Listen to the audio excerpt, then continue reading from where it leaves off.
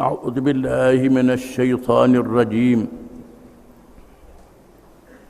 فلينظر الإنسان إلى طعامه أنا صببنا الماء صبا ثم شققنا الأرض شقا فأنبتنا فيها حبا وعنبا وقضبا وزيتونا ونخلا وحدائق غلبا وفاكهة وأبا متاعا لكم ولأنعامكم.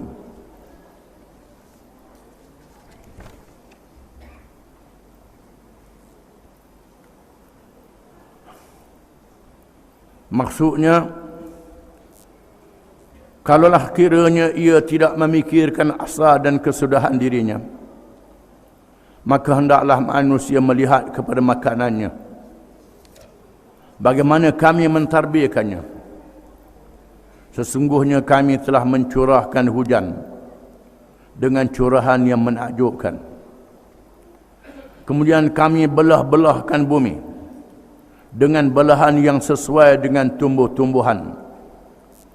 Lalu kami tumbuhkan pada bumi biji-bijian dan buah anggur serta sayur-sayuran dan zaitun serta pohon-pohon kurma dan taman-taman yang menghijau subur dan berbagai-bagai buah-buahan serta bermacam-macam rumput untuk kegunaan kamu dan binatang ternak kamu.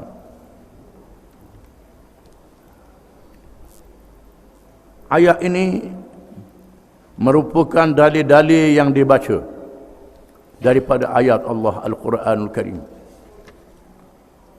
supaya menambahkan kita beriman kepada Allah, beriman kepada rahmat dan adilnya, kurnianya, kekuasaannya, dan beriman kepada hari akhirat menjadi milik dan kekuasaan Allah Subhanahu wa ta'ala.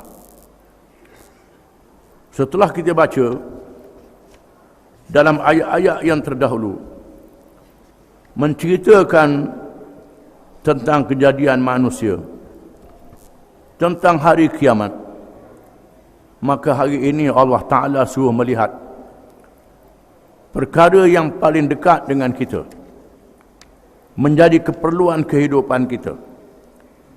Falyanzuril insanu ila ta'amih, maka manusia hendaklah melihat kepada makanannya. Makanannya sendiri. Bagaimana Allah Subhanahu wa ta'ala memilih makanan untuk manusia. Ada makanan yang dihalalkan, makanan yang diharamkan. Yang dihalalkan adalah sesuai dengan tubuh manusia, dengan kejadian mereka. Yang diharamkan adalah yang tidak sesuai dengan manusia, sesuai untuk binatang, sesuai untuk makhluk-makhluk yang lain, untuk pohon kayu. Jadi masalahnya manusia suka yang haram, maka makanan binatang, makan makanan pohon kayu, makan makanan yang bukan makanan dia, merosakkan diri dia sendiri. Ini kekuasaan Allah Subhanahu wa ta'ala yang menjadikan kita. Maka Allah yang maha rahmat, maha sayang pada kita, mengetahui apa yang baik pada kita. Semua yang baik dihalalkan, yang tak baik diharamkan. Makan pula mengikut batas, jangan melampaui batas. Matang-matang sedap, gomoh, habis-habisan, merosakkan diri. Ada batas dia, ada sempadan dia. Jangan melampaui batas. Wala tusrifu, jangan melampaui batas, mengikut batas yang ditetapkan. Makanan itu pula setelah masuk dalam perut, maka dibahagi-bahagikan. Ada yang jadi darah, jadi air, jadi lemak, jadi berbagai-bagai bahan, dimasukkan di dalam anggota-anggota manusia, dibahagikan mengikut kekuasaan Allah Subhanahu wa ta'ala. Menguatkan akal, menguatkan tubuh badan, menguatkan berbagai-bagai keperluan bagi kehidupan manusia. Ini dia, Allah Ta'ala sudah bagi makanan-makanan itu. Ni dok, pilih makanan nak kuat nafsu je. Nak cari obat kuat nafsu aja. Tak ada hak lain ke nak kuat nafsu. Ini perangai manusia. Kalau jual obat, tak lupa tulis hak kuat tenaga batin. Tak ada hak lain dah. Tulis, mesti tulis hak tu. Walaupun obat lain. Ini perangai huduh yang ada pada diri manusia. Tuhan membahagikan bila sihat, sihat semua anggota yang ada pada diri manusia. Dalam masa yang sama juga, Tuhan suruh tengok makanan tu lepas jadi apa. Al-Hasan Al-Mujahid, dua orang ulama, Al-Hasan Al-Basri dan Mujahid, mengatakan manusia hendaklah melihat kepada makanannya setelah masuk. Lepas tu tubik. Tubik jadi apa? Jadi tahi. Itulah nasib makanan manusia. Jadi tahi yang dibanggakan sangat itu disebut dalam hadis dari Ad-Dhahhak bin Sufyan Al-Kilabi. Kata dia, Nabi pernah bersabda kepada dia, Nabi kata, Ad-Dhahhak, ma ta'amuk? Wahai Dhahhak, apa benda makananmu? Dhahhak kata, ya Rasulullah, al-lahmu wal-laban, daging dengan susu. Rasulullah tanya daging, summa tasiru ila madha? Lepas tu jadi apa? Lepas mu telan daging, mu minum susu, jadi apa? Rasulullah tanya dia. Dhahhak kata, ila ma qad alimtah, kepada apa yang Rasulullah tahu sendiri, kata. Tak sebut tahik depan Nabi. Rasulullah tahu sendirilah. Lalu Nabi bersabda, fa innallaha daraba ma yakhruju min ibni adam masalan lid dunya. Allah Ta'ala jadikan apa yang keluar daripada kamu, daripada makanan itu, itulah dunia yang kamu tinggal. Dunia yang kamu tinggal ni macam tahi. Yang kekal ialah di hari akhirat. Di hari akhirat yang kekal selama-lamanya. Kata Ubay bin Ka'ab, Rasulullah pernah bersabda, inna mat'ama bani Adam ju'ila mathalan lid dunya wa inna qazhahu wa in qazahahu wa mallahahu fanzur ila ma yasir.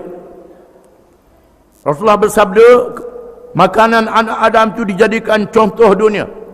Segala rempah ratus, segala garam, lihat apa jadi selepas itu. Jadi selepas itu ialah najis.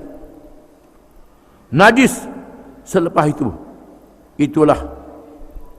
Itulah dia makanan manusia.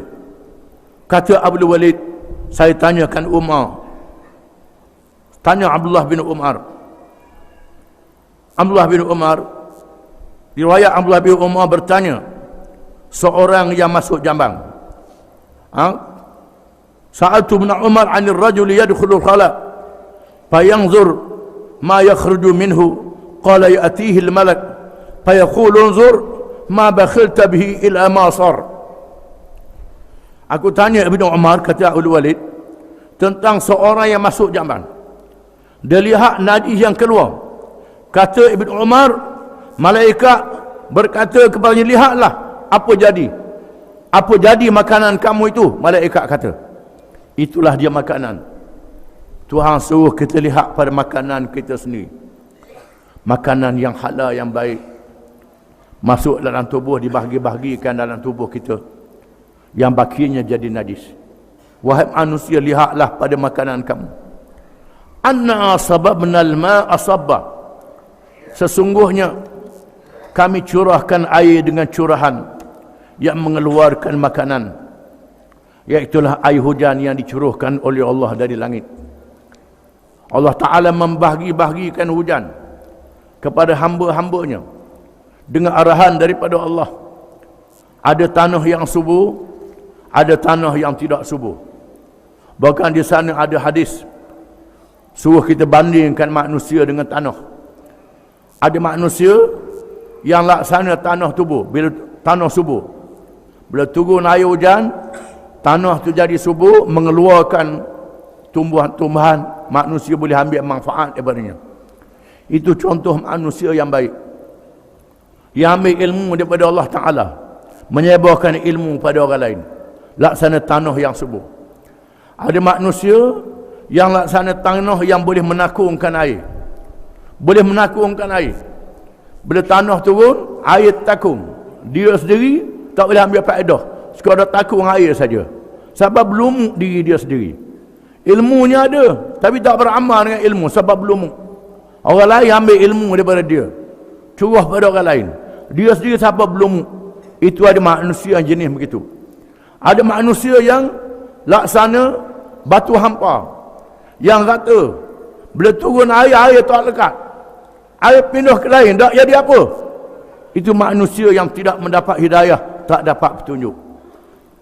Lihatlah, Tuhan curahkan air, thumma syaqaqna al-ardha syaqqa, kemudian kami belahkan bumi dengan belahan yang menumbuhkan berbagai-bagai tanaman. Tuhan jadikan setelah air hujan turun, tumbuhlah berbagai-bagai tumbuhan yang menjadi rezeki kepada manusia. Fa'ambatna fiha habba, maka kami tumbuhkan pada bumi itu biji-bijian yang mengeluarkan makanan yang mengenyangkan. Kita beras, ada negeri gandum, ada negeri jagung, ada negeri makan ubi kayu, ada negeri makan ubi kayu, iaitulah negeri Fiji. Orang belah-belah pula dekat Fiji makan ubi kayu. Ubi kayu makanan utama dia. Ada negeri-negeri pisang makanan utama dia. Pisang jadi makanan utama, bukannya nasi. Negeri-negeri pulau-pulau di Hindia Barat, ada makanan yang mengenyangkan. Berbagai-bagai negeri ditentukan oleh Allah mengikut tempat masing-masing.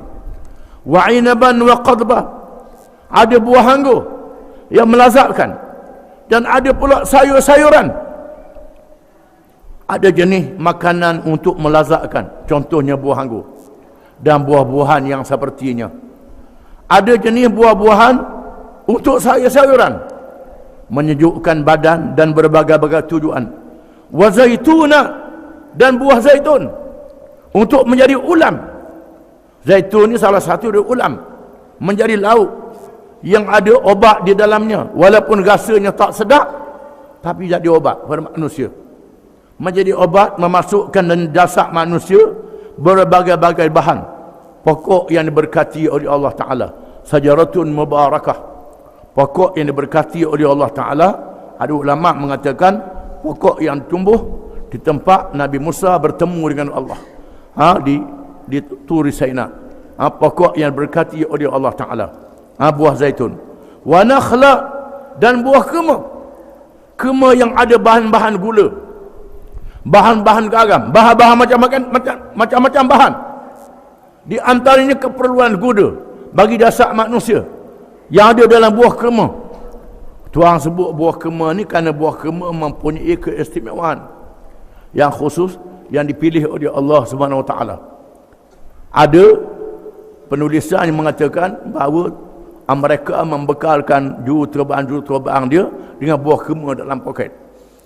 Kalau kapal terbang dia ke tembok, jatuh di mana-mana dengan payung terjun, dia boleh hidup dengan buah kema, buah apa utir saja.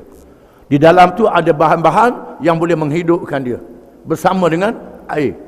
Ini kekuasaan Allah Ta'ala.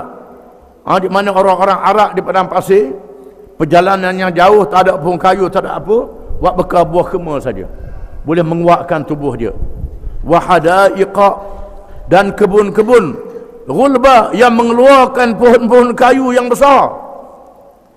Pohon tin, pohon delima, pohon rambutan, pohon durian, pohon peta, pohon jering, macam-macam pohon yang manusia memakan buah-buahnya. Pohon yang ada di negeri kita tak ada di negeri lain, ada negeri lain tak ada di negeri kita. Quran adalah kitab mukjizat. Pohon-pohon yang besar yang mengeluarkan buah-buah, wa fakihatan wa abba, dan buah-buahan yang boleh dimakan oleh manusia. Berbagai-bagai buahan yang boleh dimakan oleh manusia. Wa abba, yang dimakan oleh binatang-binatang. Di antaranya yang dimakan oleh binatang-binatang, rumput, rampai, daun, kayu yang manusia tak boleh makan, binatang boleh makan. Binatang boleh makan, dan Tuhan sebut mata'al lakum, menjadi harta pada kamu, menjadi kenikmatan kepada kamu binatang-binatang itu. Ada binatang yang kamu makan daging dia, kamu perah susu dia, kamu gunakan kulit dia. Ada binatang yang kamu tunggang, gajah, kuda, unta dan sebagainya, untuk terik barang. Berbagai-bagai binatang yang dijadikan oleh Allah menikmati segala hasil bumi yang dikurniakan oleh Allah Subhanahu wa taala. Itu semua menjadi pengajaran kepada kamu, menjadi dalil supaya kamu beriman kepada Allah, kamu melihat kepada kekuasaan Allah Subhanahu wa taala yang Maha mengurniakan rahmat kepada kamu, dan kamu hendaklah bersyukur bernikmatnya dengan beribadat kepada Allah dan memakmurkan bumi dengan hukum syariat Allah Subhanahu wa taala, dan jaga. Lepas tu kamu akan ditanya oleh Allah Taala, akan disoal, akan dibicarakan. Lembu kubah tidak dibicarakan, kan tak ada akal. Malaikat tak mengerjakan maksiat, bukan tugasnya di bumi. Pohon kayu tak disoal, yang disoalnya manusia, kerana manusialah yang menggunakan bahan-bahan yang ada di atas muka bumi, memakmurkan bumi dan beribadat kepada Allah. Maka bahagialah manusia yang bertakwa kepada Allah, mendapat kemuliaan yang besar pada hari kiamat. Dan celakalah manusia yang lawan Allah Ta'ala, menjadi lebih hina pada binatang. Wallahu a'lam.